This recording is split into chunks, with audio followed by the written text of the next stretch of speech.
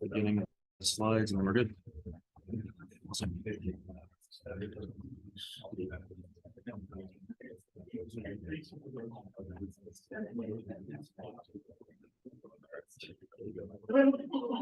So, just one second. Right. Yeah, we're in. So how do I get this slides to show up there? Yep, this is wherever the speaker is. They have their clicker. Read the speaker. Here's your clicker. You're gonna go on your slides, and then we're gonna put the slides up in a second.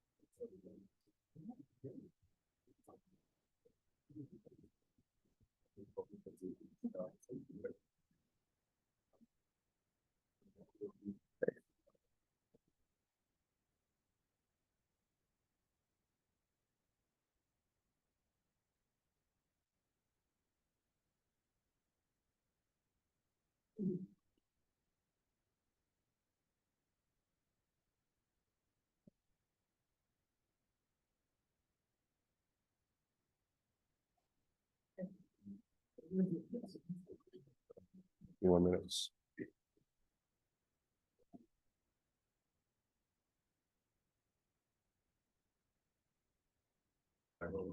So how does the slides, when the speaker comes up, the slides will show up? Or Yeah, when he comes up, we're about to flip it over. All he has to do is hit the buttons. I see, and should he wear that mic? Yep, he wears Oh, that mic. Yeah. And we're ready to start whenever you guys are. Okay, We're ready to start whenever you guys are. I figured we should start on time in case people are trickling in, so a few minutes. And then I'm gonna put this closer to you Oh, because it awesome. really helps with Zoom. Right. I can hear better. Makes sense.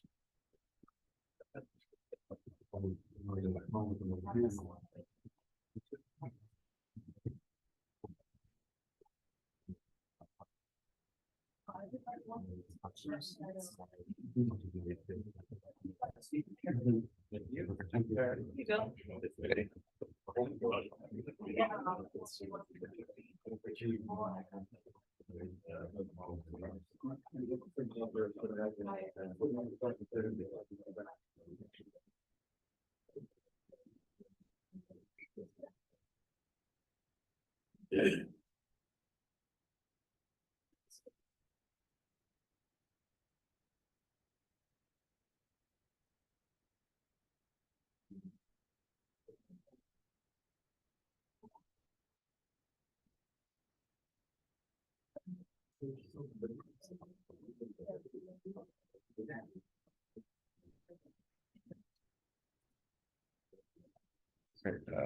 Do you have mic on? Okay.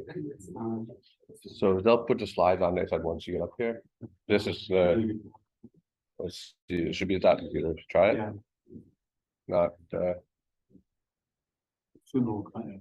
think so. Working earlier. Sorry, it's not,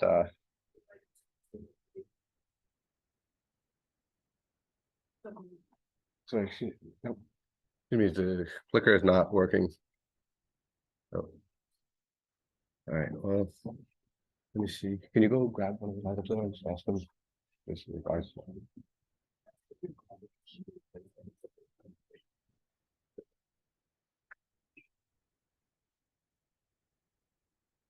All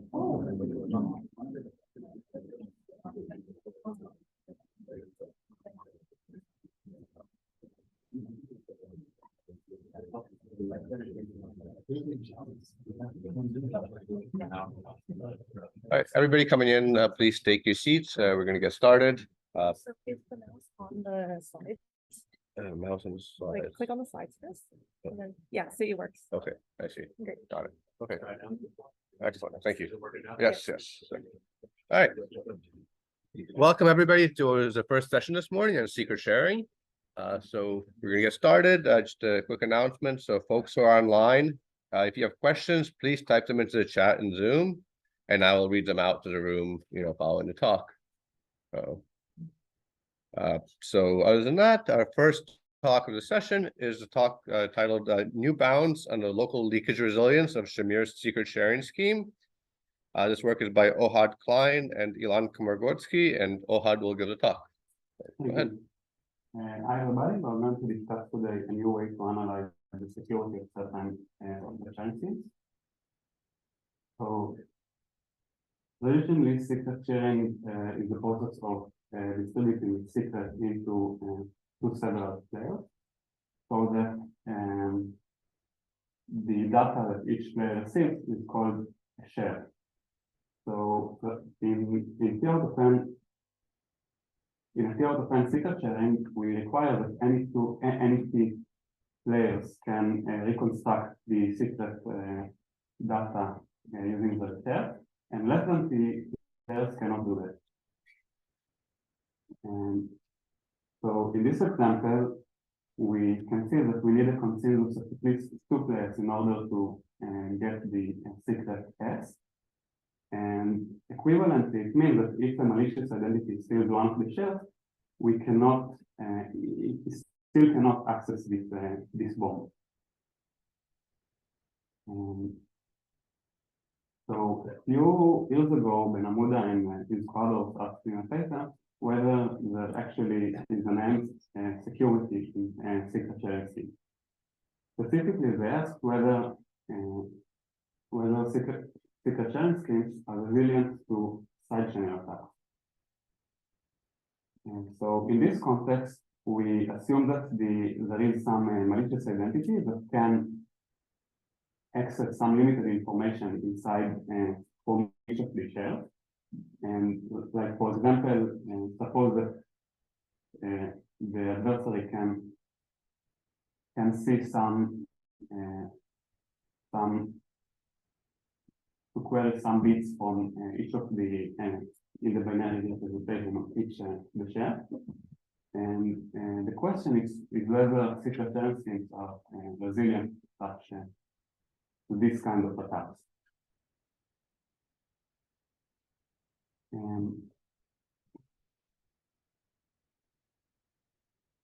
So ultimately, we would like to guarantee that even if the adversary has such a power, we want that it still cannot get access to the bomb or learn anything significant about the secret code. This question is not a mere curiosity.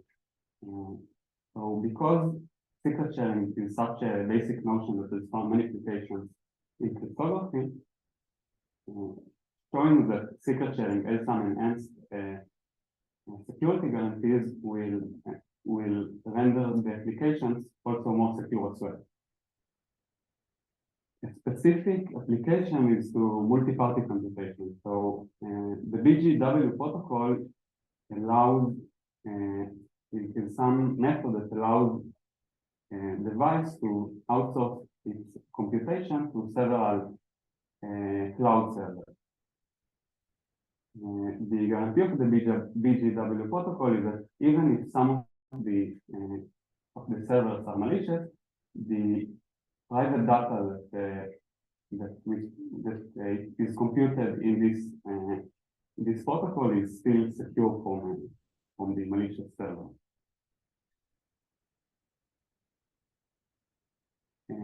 So if we prove that specifically Shamir's secret sharing scheme is resilient to side channel attacks, then this will also allow to get the multi-party computation, which is resilient to such attacks. Specifically, what it means that the BGW protocol will be secure against adversary that leaks some private information from each of the honest parties, and the adversary could not learn anything interesting about the private key. It is important to emphasize that there are popular MPC protocols which are broken under such a leakage model. So it is not just trivial that this BGW protocol just happens to be secure against such attacks. So this is the problem we are going to discuss today: how secure is Shamir secret sharing schemes with related to leakage attacks. Also, there are some other applications to this notion of leakage resilient secret sharing schemes. So now for some definitions to make the discussion more concrete. So we have S, we denote it the secret, and we denote by pi the shares that the players receive, and we assume that both S and pi are in some finite field. Theoretical secret sharing, we assume that each few of the shares can using any few of the shares, we can recover the secret, and using less than few of the shares, we get no information at all about the secret. One famous example of a secret sharing scheme is given by is called Shamir secret sharing, and So excuse me 1 second, sorry to interrupt. They're having a hard time hearing you online. Maybe let's try using this. I don't know if that will help. Should we take it off, I guess? Yeah, why not? So you don't get like interference.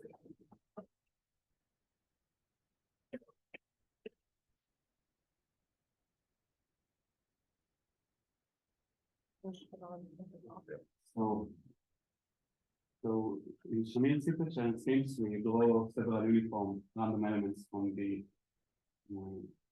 field and regard these random coefficients together with the secret as the coefficients of the polynomial, and then we define the shares to be the evaluations of this polynomial at different points.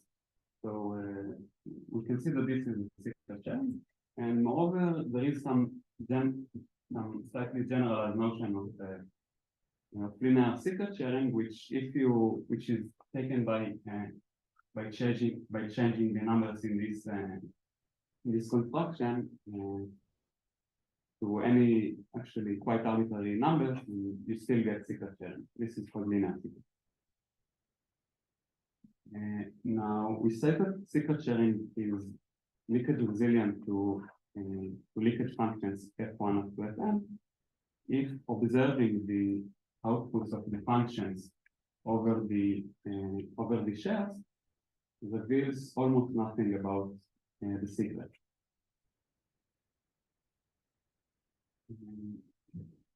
So several regimes of functions f were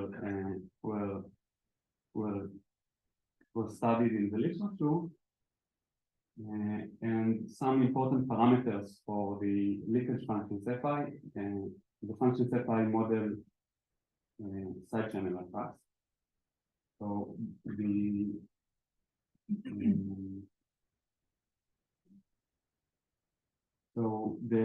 few important parameters that for the functions is how many bits each leakage consists of, how many bits you can get from each share. And although we do not consider this in this talk, we can also think of each leakage depending on several of the shares, not just one. And finally, because F model side channel attacks, then if we are sure that our system is not susceptible to certain kinds of side channel attacks, we may only consider relevant leakage functions which model this side channel.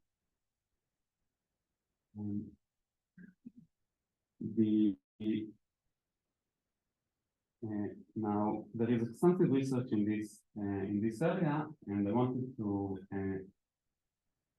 compare what is known related to what is needed for the multi-party computation needs. So the BGW protocol uses the Shamir secret sharing scheme in the case where the construction threshold T, which is the number of parties needed to construct the secret. So it uses it with T equals n over 2, and if you require some better security, then it uses T equals n over 3. And now let us see what our previous results giving in this regime. So in the paper of Benamuda, it shows that, in Quadros, it shows that if T is extremely close to the total number of shares, then even if from each of the shares we leak about a quarter of the total amount of information, the secret sharing is still secure. Using the same method, they show that even if T is there is only a linear gap between T and N, then secret sharing schemes are resilient to 1-bit leakage functions. Then in a sequence of work, Maggi and Quadros show that they slightly improve the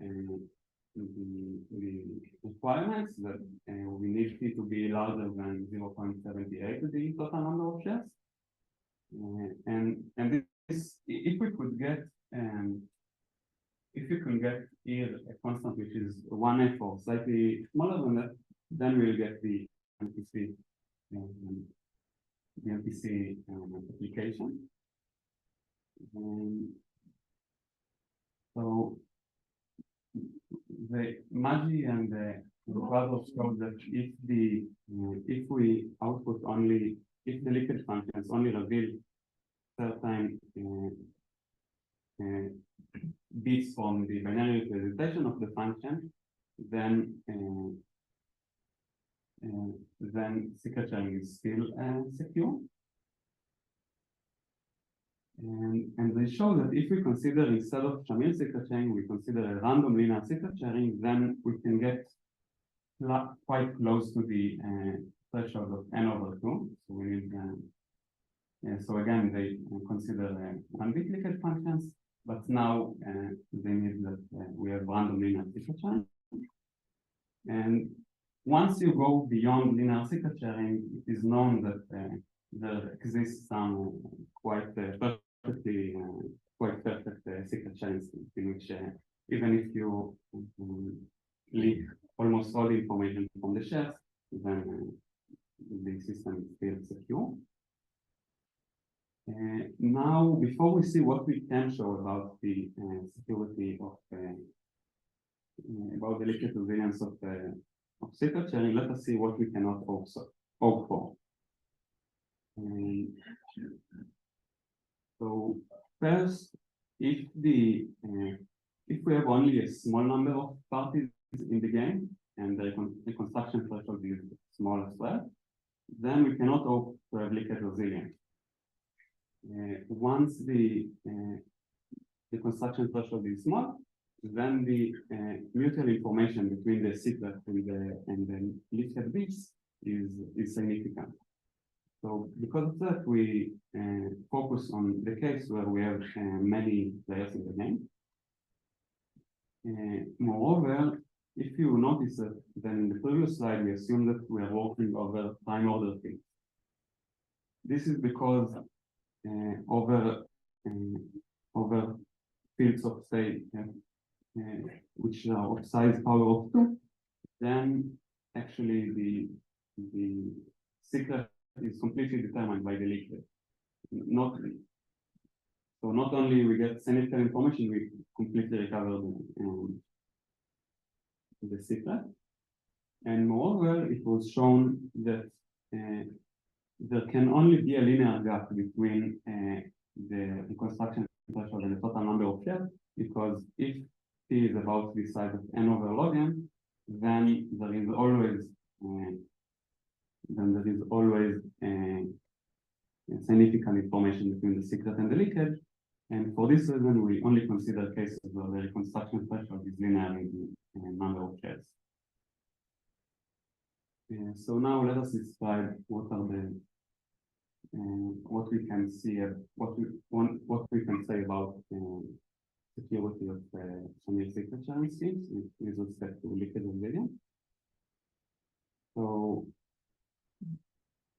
first, we know that all previous results about Shamir secret sharing was obtained through some bound on the statistical distance between two distributions, and bounding this statistical distance gives you a bound on the thing that you are interested in.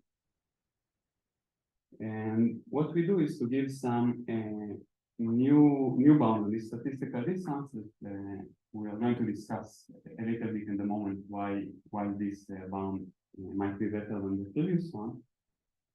And using this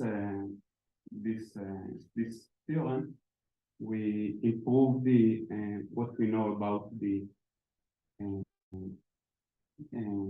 when we know that the Shamir secret sharing is secure, we show that even if T is larger than some slightly smaller constant, then we have security.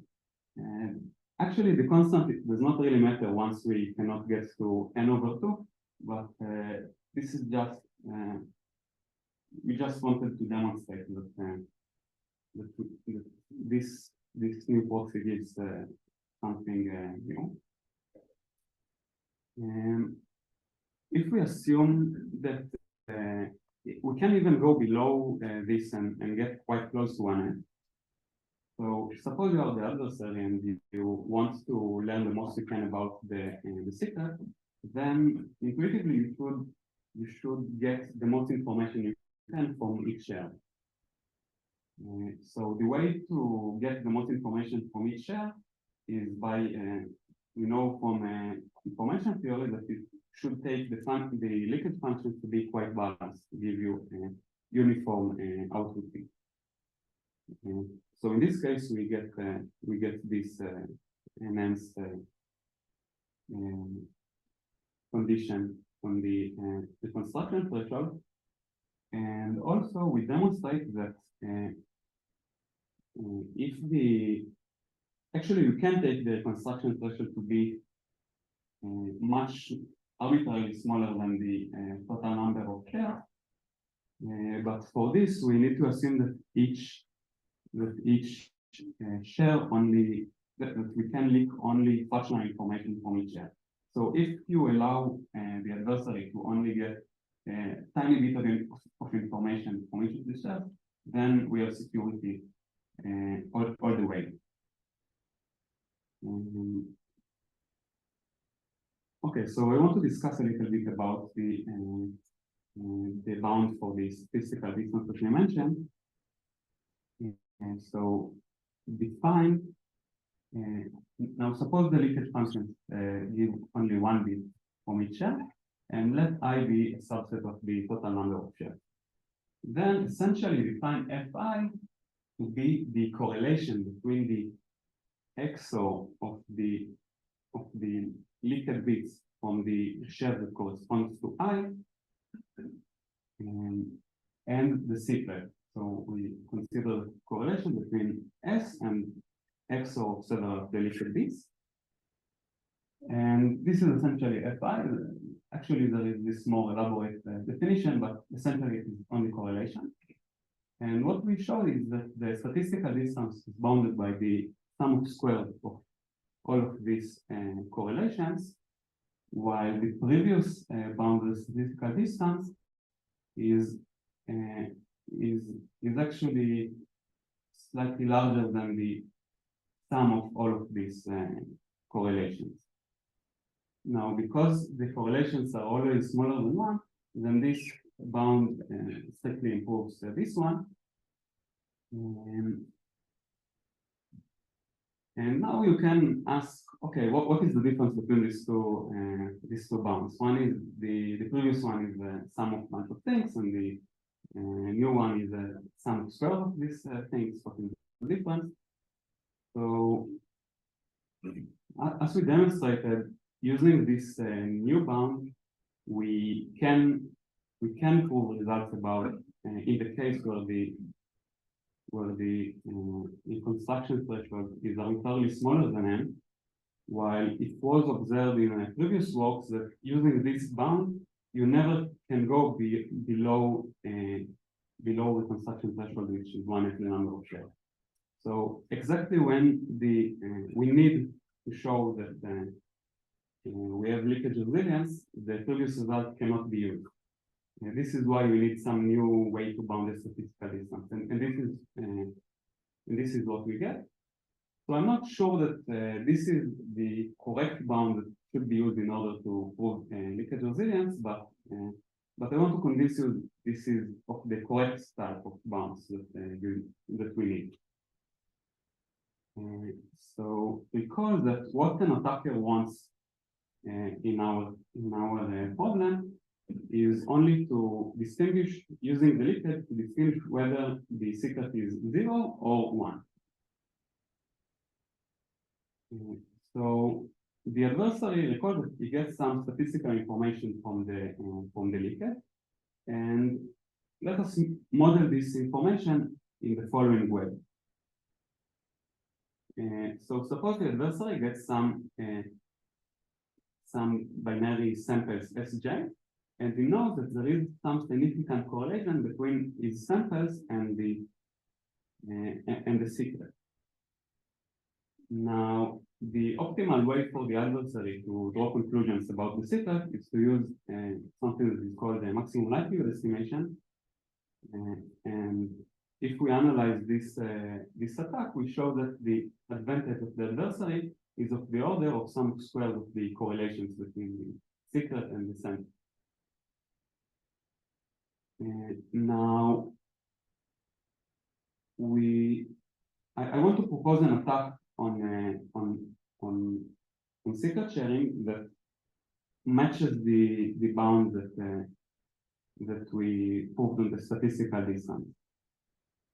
So given the leakage, we can compute SI, which is the XOR of the leaked bits that correspond to shares in I.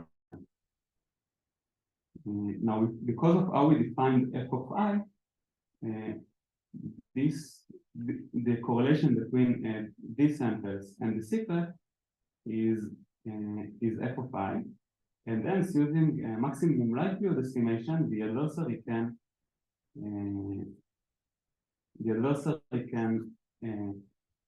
get advantage about the secret of this order, sum of squares of f of I. And this matches our upper bound, except for that we, in maximum likelihood estimation, we assume that the samples are independent, and in this, and here we do not have this independence. So this only serves as an indication that this might be the correct type of inequality that we need in order to resolve the conjecture. And I want to summarize what are the important questions I think in this area. So first we have the conjecture of Ben-Amud and in these quasars to bound to show leakage resilience once there is any linear gap between T and N. What I think is the most important, one important step in this to get this is to bound any of the sums in any of the terms in the sum, sum by something exponentially small. Currently, we do not know this for when there is a ratio of 2 between N and T. And finally, what I think is the most tractable problem of all is to generalize our bound of the statistical distance to the case where the leakage functions give multi-bits and not just one bit. Thank you.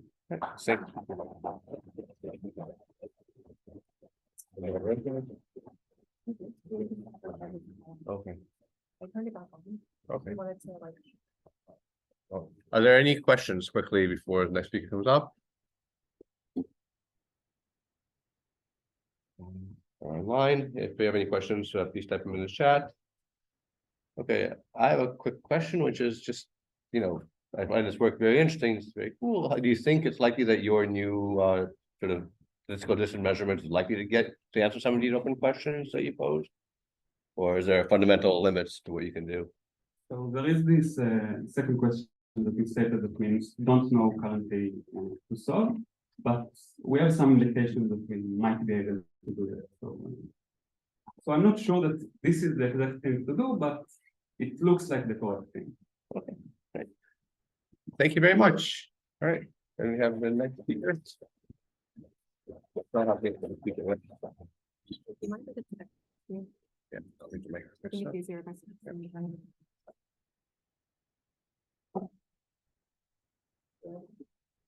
And this could work, make sure you put it up over the shirt. Let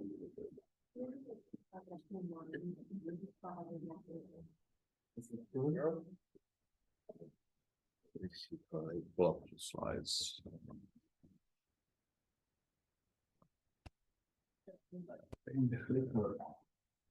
Okay, where are the slides? Hold on. How do you pull up the next slides? Actually, because I wasn't sitting over here, so I don't know how to do Alright. the.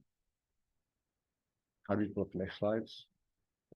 Should we do like Yes, back out. You can do. Hit stop sharing first. stop share?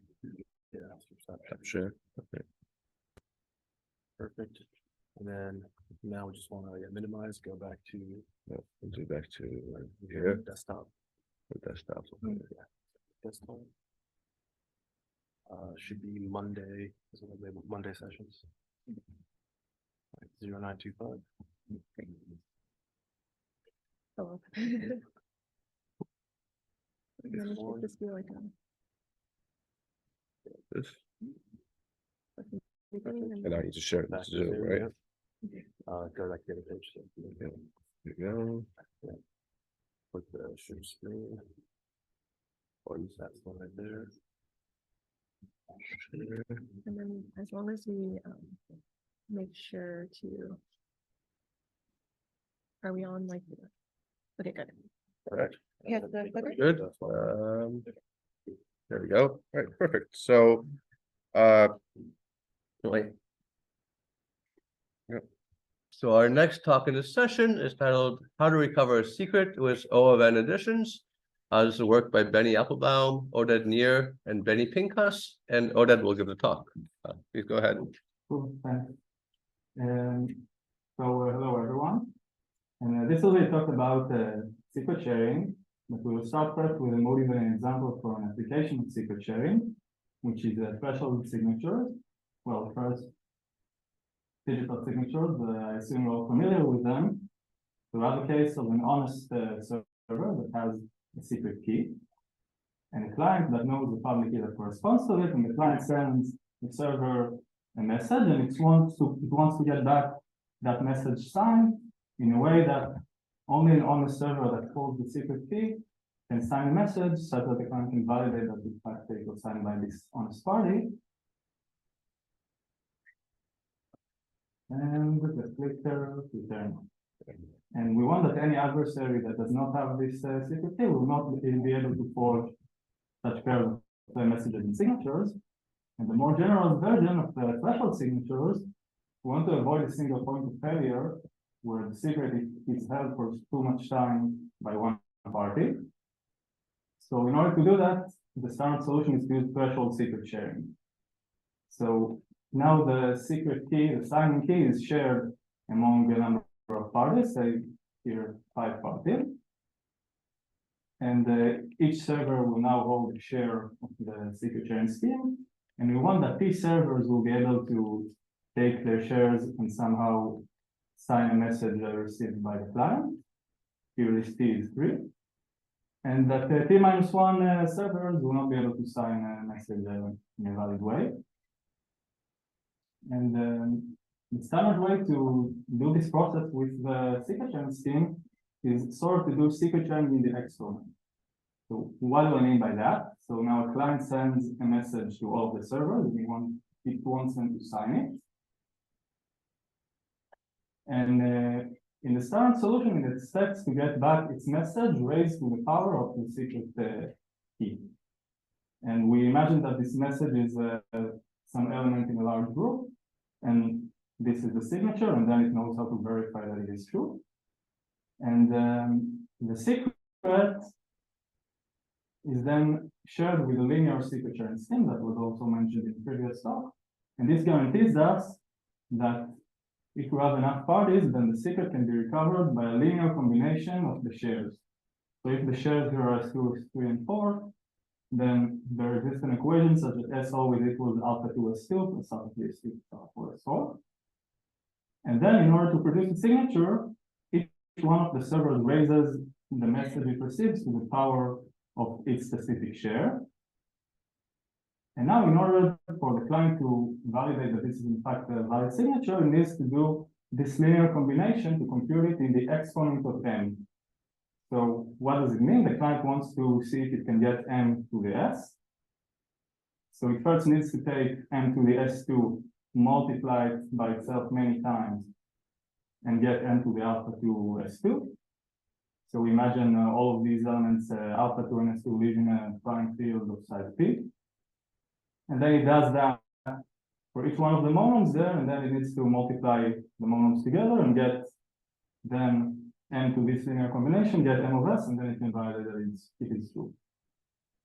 So we notice here that there is an overhead between the secret sharing world and the signing world. Like every addition that happened in the secret sharing recovery process becomes multiplication because computations are done by the client here in the exponent.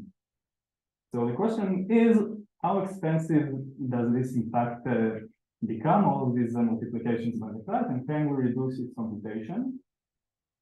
And we will measure the complexity of this problem with the number of additions needed to recover the secret. So in recent applications, especially in the blockchain world, in the proof of stake world, the number of parties participating in a signing process can be very large, say 10,000 or even more. And the secret can be long, say 255 bits.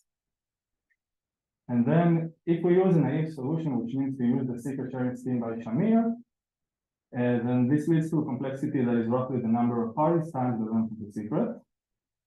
And we ask how many additions are in fact needed to recover the secret in a secret sharing scheme, and can we do better than this? So this is relevant for a variety of applications. The one we mentioned before, threshold signatures that can be based on discrete log assumptions or RSA assumptions, and also threshold encryption based on a variety of assumptions. And I think it's also an interesting question on its own theoretically about the recovery process in secret sharing. So what was known before, how much additions are required to compute the secret from its shares in a secret sharing scheme?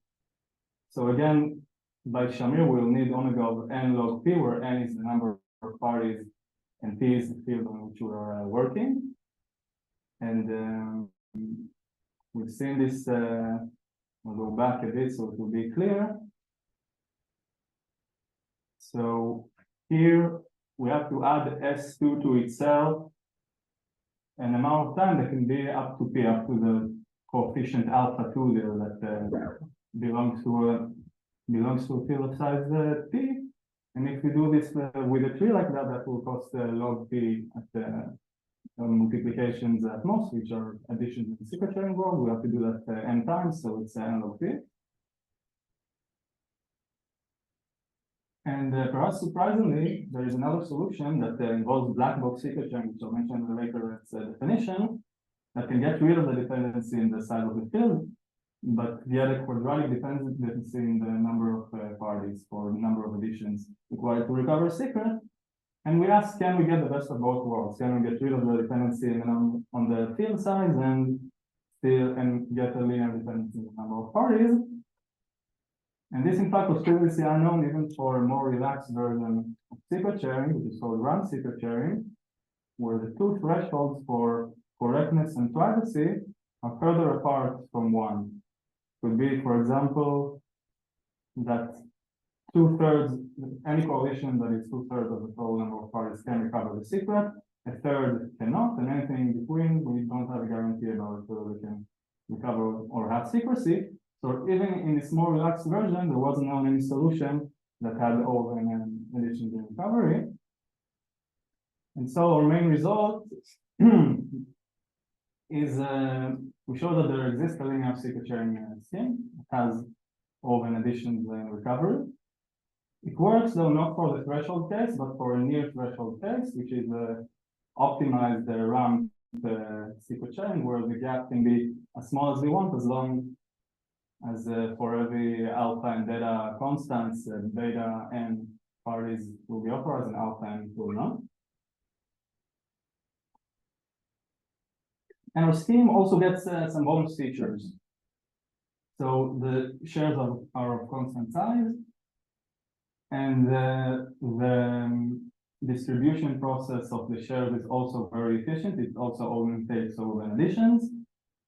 And the scheme is a black box secret sharing scheme, which means that a single scheme works for any abelian group that we plug into it or field, which is also useful for applications. So this was the main results from high above, and now we'll discuss some technical ideas and see what led to this result and how we got to it. So our scheme is based on erasure codes, graph-based erasure codes. One example of such codes is the low-density parity check codes, if you know them. And in fact, we can think of erasure codes as sort of non-private secret sharing schemes. Because if we have a code word and we erase some symbols, we can recover the entire code word back.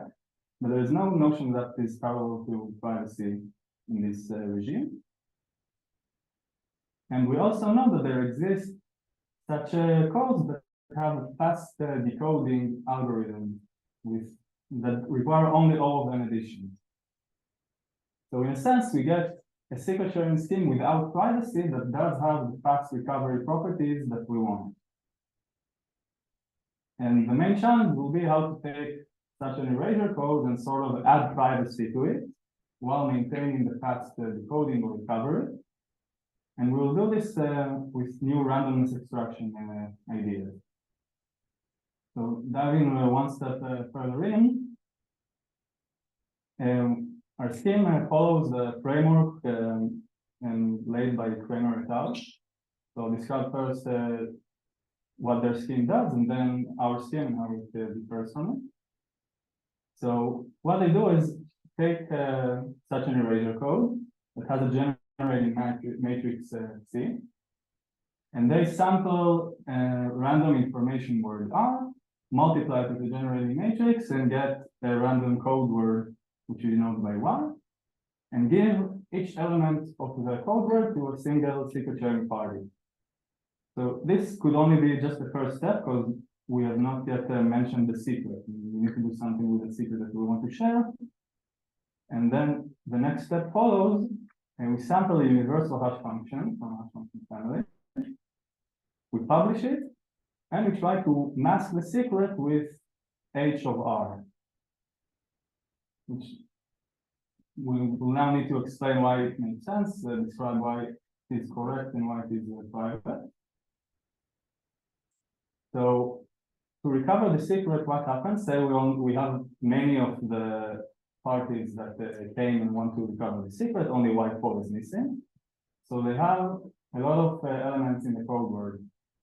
So by the properties of the erasure code, they can recover the information word R.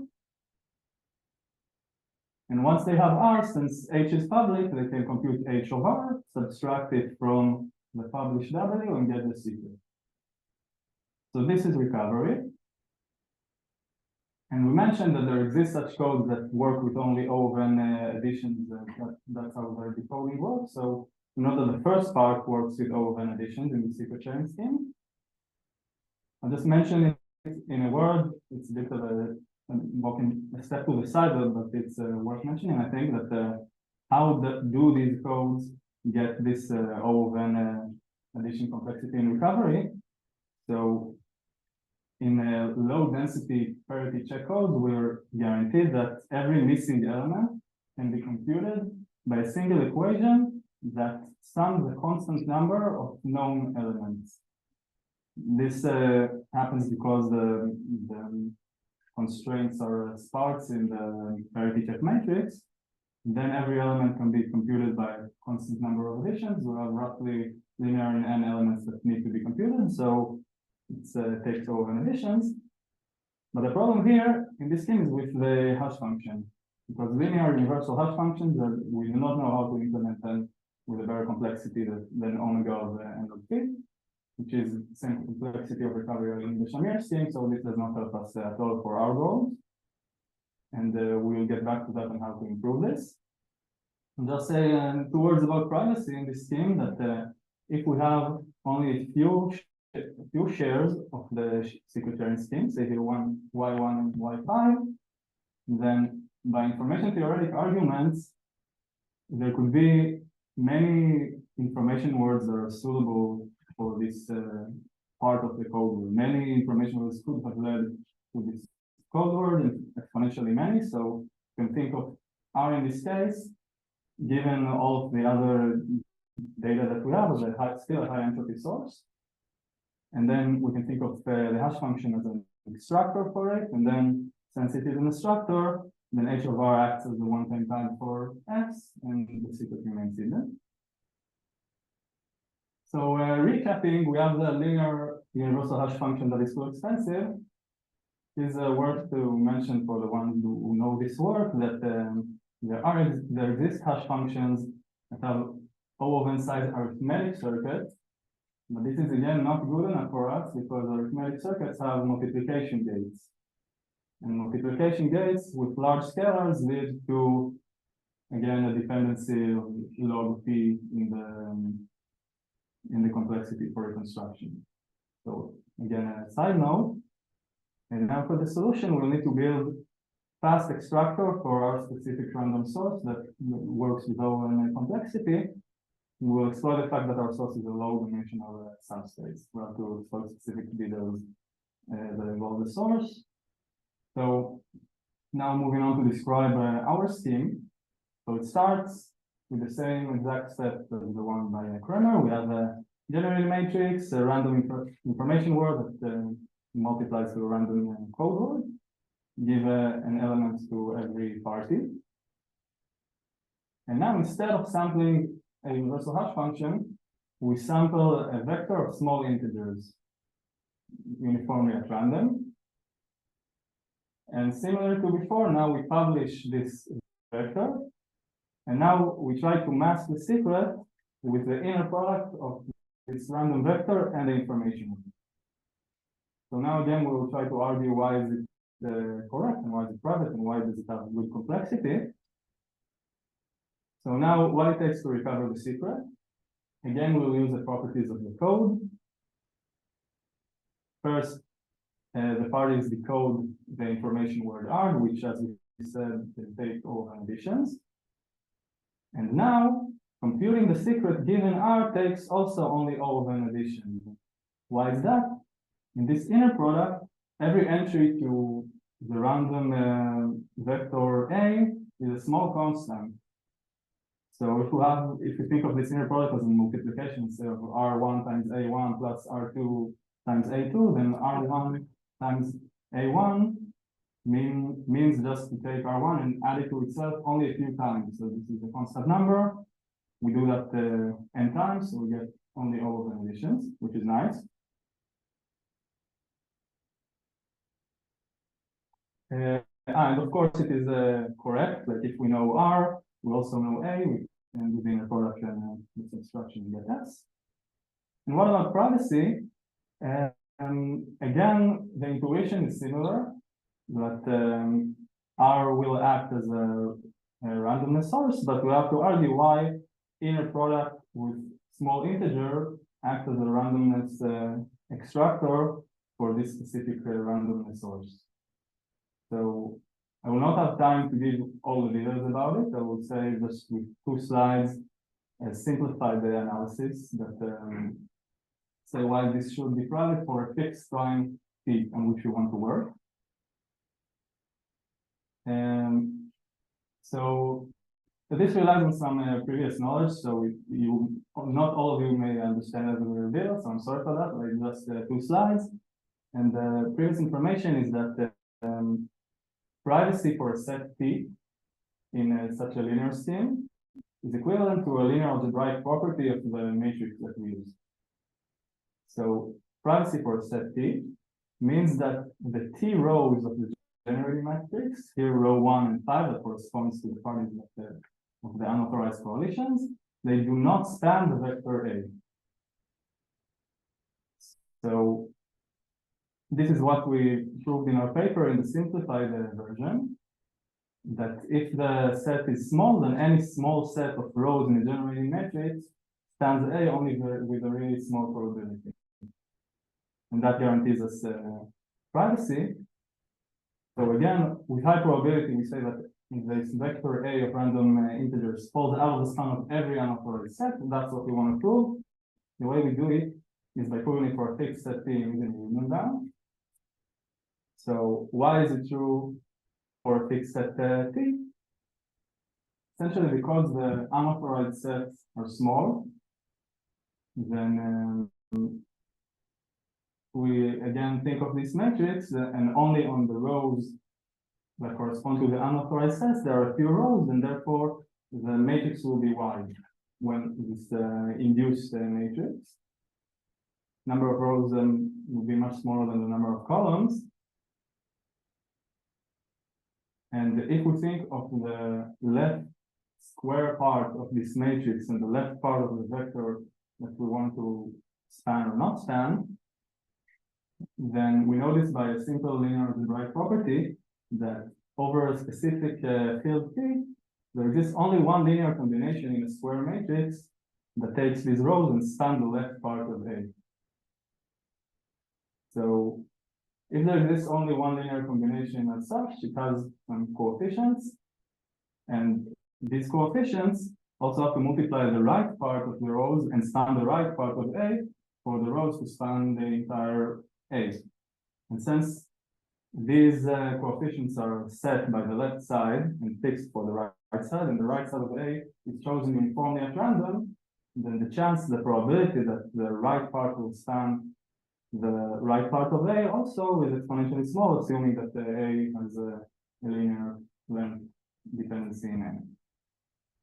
So we passed the technical part, and we'll sum up what we know about the privacy of our scheme.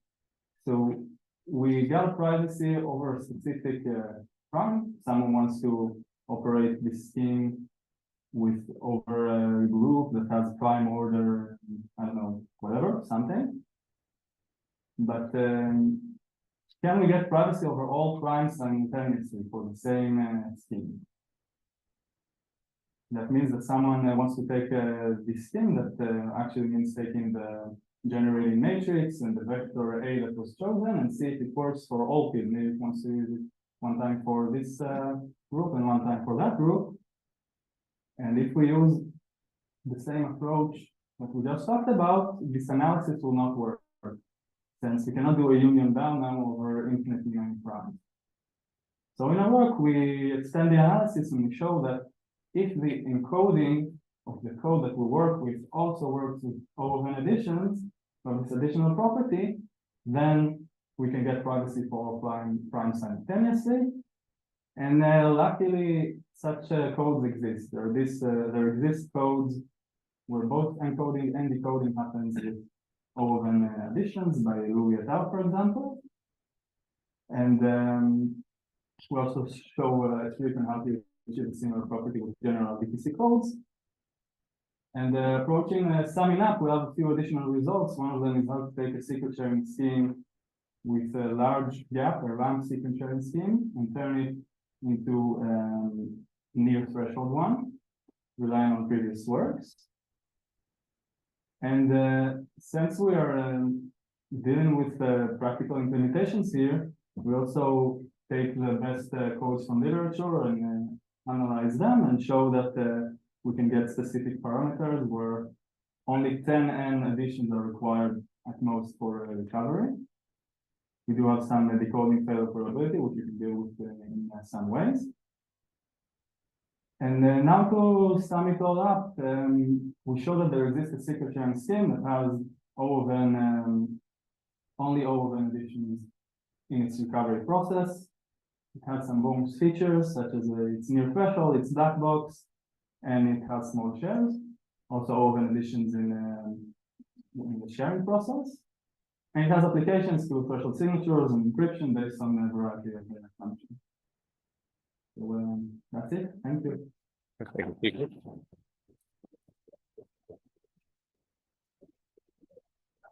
Are there any questions? Oh, question over here. Sorry, Anna, can you come up to the mic?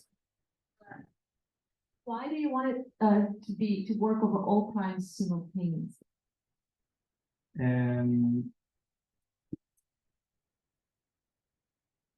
So working all primes simultaneously basically means that I'm almost sure of my answer.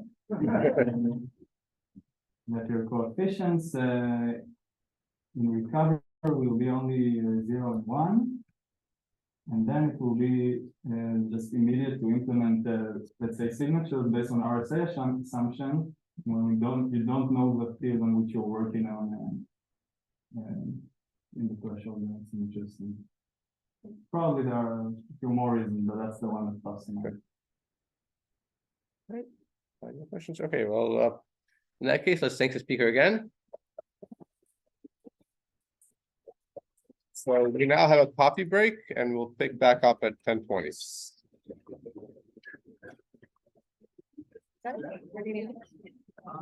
Maybe. So, yeah, we supposed to. Thank you very much. Yeah, good for chat. If it's, no, slides aren't here. Yeah, so they pre-downloaded them for me and you could ask the guys, like they're in a folder here. Right, next by time, 9, 9:25, 9:50. And I click it to start the next one. Yeah. Two more, 10:20 and 10:45. Okay, why did it start an update now? That's not good. I've been checking this next after the break. I don't know why they did it. But I guess easier to find channel for that later. Yeah.